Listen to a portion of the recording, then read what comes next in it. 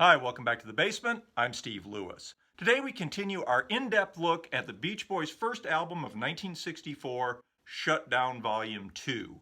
We've been taking it track by track and we're only up to the 5th track on side 1. There's a lot to get to.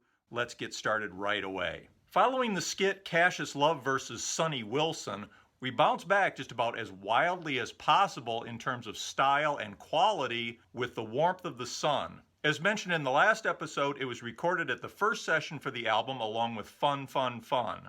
Sessions for Surfin' USA and the Surfer Girl album had both commenced with the recording of the A and B sides of the lead-off single, so we might have expected that Warmth of the Sun was intended to be the B side of Fun Fun Fun. Thematically, it would have fit the fast one on the A side, slow one on the B side formula that they'd started with their prior single, Be True to Your School and In My Room. With Why Do Fools Fall in Love recorded on January 7th and 8th, it's almost like they went back in the studio specifically to record a new B-side before leaving on the Australia-New Zealand tour. Whether that was the case or not, it's still kind of surprising that a great original like The Warmth of the Sun wasn't used as the B-side. Later on, and for some of their contemporaries, weak songs would be relegated to B-sides, but in these days of two-sided Beach Boy hits, it seems like it would have gotten more attention as a B-side than as an album track only. Of course, The Warmth of the Sun will become a B-side on the Dance Dance Dance single, released at the end of October over 7 months later. I'm guessing it was used there because they didn't have a suitable new slow one ready for release at the time. Does anybody have any insights they can share on the selection of Fun Fun Fun's B-side? Like with Fun Fun Fun, memories differ as to the origin of The Warmth of the Sun. Fred Vale famously remembers it being written after their concert on November 22, 1963, the evening of the Kennedy assassination. Mike Love remembers writing it at Brian's house the night before. Brian has said that it was written at his office, then other times his recollections seem to concur with Fred Vale. It could, of course, have been written over several sessions. I've always wondered if maybe Mike and Brian had started it earlier, returned to it on November 22nd, and Fred Vale, hearing it for the first time, just assumed, understandably, that it was something completely new.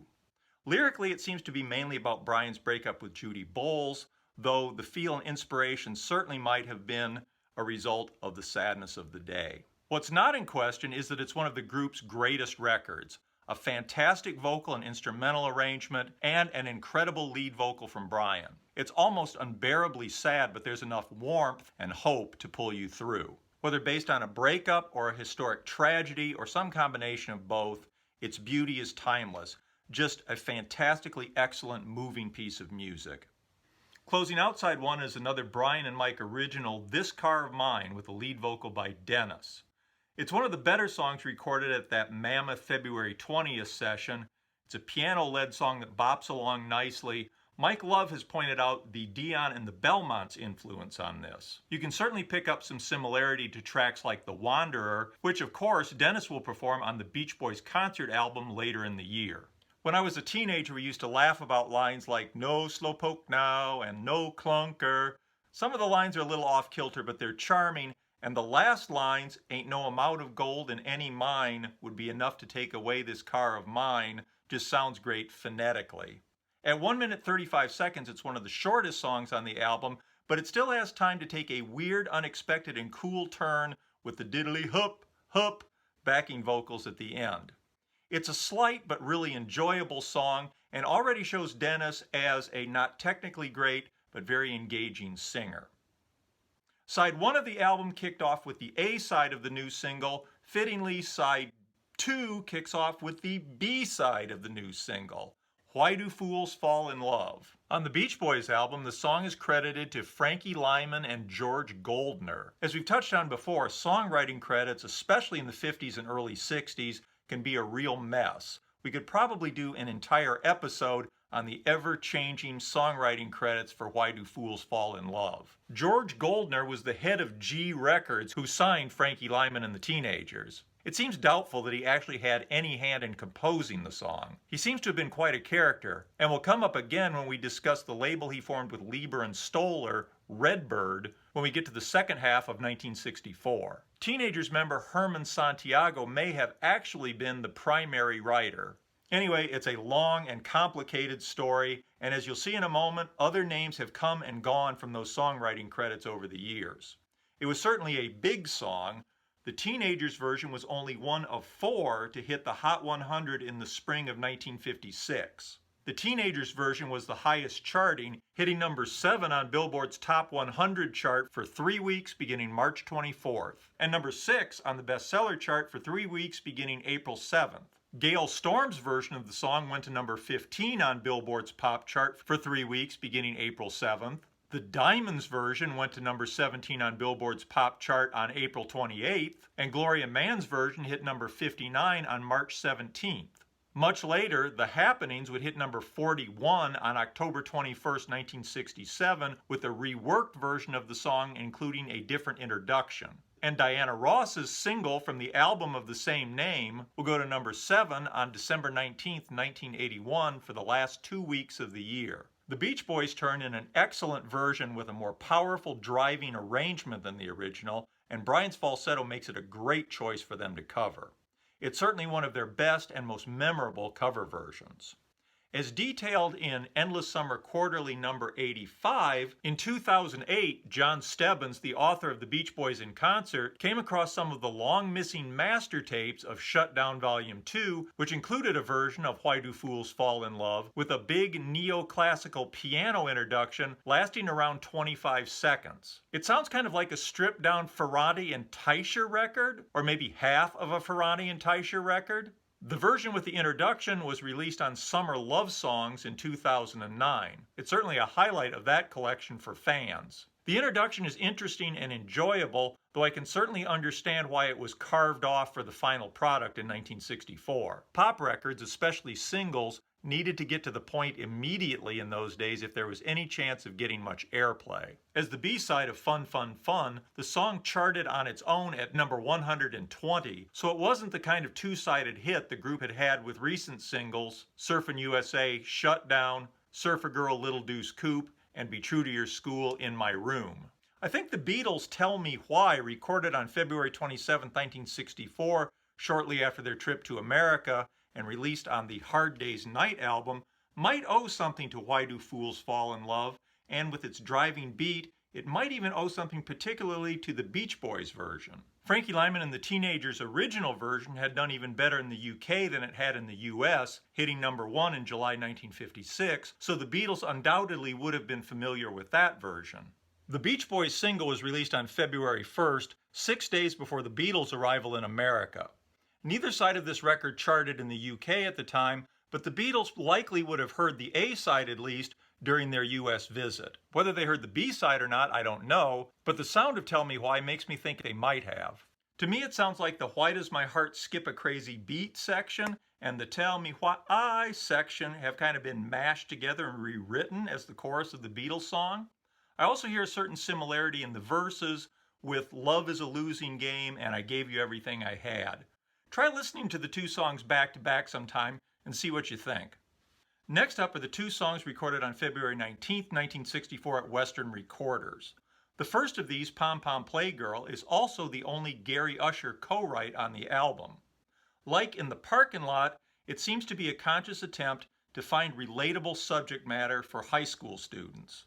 And like In the Parking Lot, it's one of the lesser songs on the album, though, like most of those songs, it does have some charm.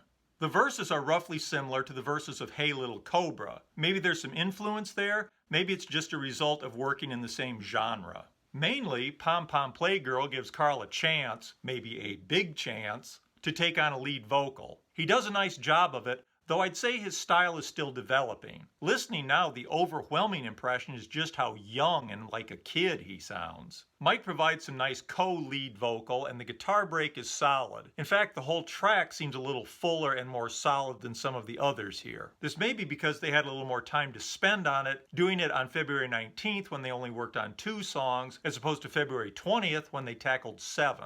When I was in high school, my friends and I used to laugh about Carl's line in the fade, "Shake those pom-poms all around," which in this case I'm sure is exactly the reaction they were expecting when they recorded it.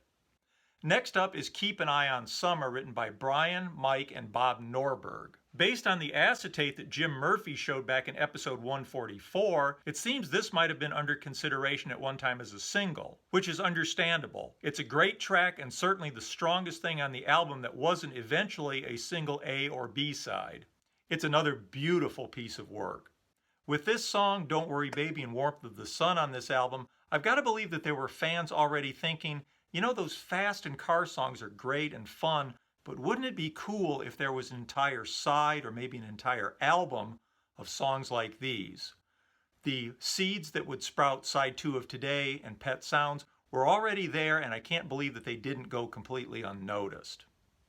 From here on, to borrow a car metaphor, Shutdown Volume 2 is kind of coasting to the finish line on fumes. The next track up is Carl's instrumental and sort of the title track, Shutdown Part 2. It opens with a count-in, rather a count-down by Mike, followed by some foghorn blasting from him on the saxophone.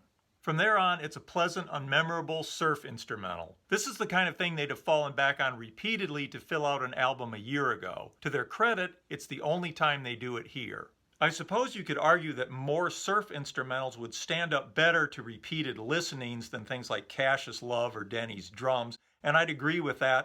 But the weirder things are a little more interesting, and I also think that in 1964, a bunch of surf instrumentals would have seemed like a step backward for the group. And of course, they could have titled this anything, but I think they at least included Mike Love's blast on the saxophone as an attempt to tie it to his famous one-note sax solo in the original Shutdown. Next up is Louie Louie. The song was written by Richard Berry, whose original recording was released in April 1957. The hit version by the Kingsmen had been number 2 for the first 4 weeks of 1964. Their version would return to the Hot 100 for 2 weeks in 1966, peaking at number 97 on May 21st of 66. Later that year, the Sandpipers followed up their big hit Guantanamera with a slowed-down, adult-oriented Spanish version, which is actually a lot of fun and very, very 60s. It'll go all the way to number 30 on November 25th, 1966. Among other notable versions over the years have been John Belushi's version from the soundtrack to the hit movie Animal House. It hit number 89 on October 14th, 1978. And the Fat Boys, who had their biggest success with rap versions of early 60s hits, including, of course, Wipeout with the Beach Boys in 1987, and The Twist, Yo Twist, with Chubby Checker earlier in 1988. This will go to number 89 on October 22nd, 1988. Over the years, it's been recorded by Paul Revere and the Raiders, Otis Redding, the Angels, the Kinks, Mongo Santa Maria, Toots and the Maytals, and many, many others. When the Beach Boys recorded their version on February 20th, the Kingsmen version was working its way back down the chart at number 23. Unlike the other cover on this album, which is an oldie, this is a recent hit and something that lesser groups would use to pad out albums quite often. Fortunately, the Beach Boys bring their own style to it. Right away, the Beach Boys seem to be basing their version more on the Richard Berry original. It opens with the da-da-da-da-da backing vocal from the Berry version, which is replaced by an organ on the Kingsmen version. The surf guitar backing on the verses is new to the Beach Boys version, I believe, and the short guitar break is a little more like the Kingsmen. The vocal is looser than Berry's, but not as wild as the Kingsmen. And am I crazy, or does the tempo slip and the whole thing speed up at the beginning of the second verse about 55 seconds in? The song is kind of fun, I suppose, but overall it seems thin and like something they put together and recorded very quickly during that big February 20th session. I don't think anybody labored very hard over this, and it was one more track in the can toward finishing the album. The final track on the album also comes from that February 20th session, the instrumental Denny's Drums. Dennis closed out side 1 with his vocal on This Car of Mine. Now he closes out side 2 with a drum solo lasting just under 2 minutes and his first sole composing credit. It's not unpleasant, but it screams filler as much as anything else on the album. Mainly, I'm sure Dennis appreciated the songwriting income this generated being on a hit album. An alternate take and session highlights version, released digitally on Keep an Eye on Summer, the Beach Boys Sessions 1964, in 2014, includes some basic surf guitar, presumably played by Carl. Brian considered the album rushed and not up to the new standard that he envisioned for the group. Reportedly, there were even discussions about scrapping large parts of it and starting over. Shutdown Volume 2 only reached number 13 on the album chart. That makes it a solid hit, but it was the first time a new Beach Boys album hadn't broken the top 10 since Surfin' Safari peaked at number 32 back at the beginning of their recording career. The Surfin' USA album had gone to number 3, Surfer Girl to number 7, and Little Deuce Coupe to number 4. About 7 months earlier, even Shutdown, with its 2 previously released Beach Boy tracks, had gone to number 7. Maybe the grab bag nature of this album had something to do with it. Beach Boys albums had certainly had filler in the past, but it had never been quite this weird and maybe quite this obvious. Of course, the main things that drive an album, a great hit single and some key tracks, were easily as strong here as on anything they'd ever done. More likely, that number 13 showing is down to music-minded teenagers spending their limited disposable income in the spring of 1964 on Beatle albums and Dave Clark 5 albums. There was no reason to panic, but I'm sure the Beach Boys camp saw that number 13 showing as reason for concern. I'm sure Brian saw it as an indication that he was right, that the rushed conditions had left it just not strong enough. Of course, 1964 was not a time when he could take off a year or even a few months to work out new material and perfect a new album. Undoubtedly, he decided he'd just have to work harder. In early April, with Fun Fun Fun just having slipped from number 5 to number 6 on the chart, and the Shutdown Volume 2 album still new in the stores, the group began work on their next album with what would become their next single A-side, I Get Around. Of course, that's a story for another time. Shutdown Volume 2 is transitional and unique. I guess that could be said about most all Beach Boy albums of the 60s and early 70s, but this one in particular seems to straddle the fence between those early surf and car songs and the more mature, complex work that was to come. As I said at the beginning of all this, I thought Finn Kaiser summed it up very succinctly by saying the album contains some of the group's greatest triumphs along with some of their worst album filler.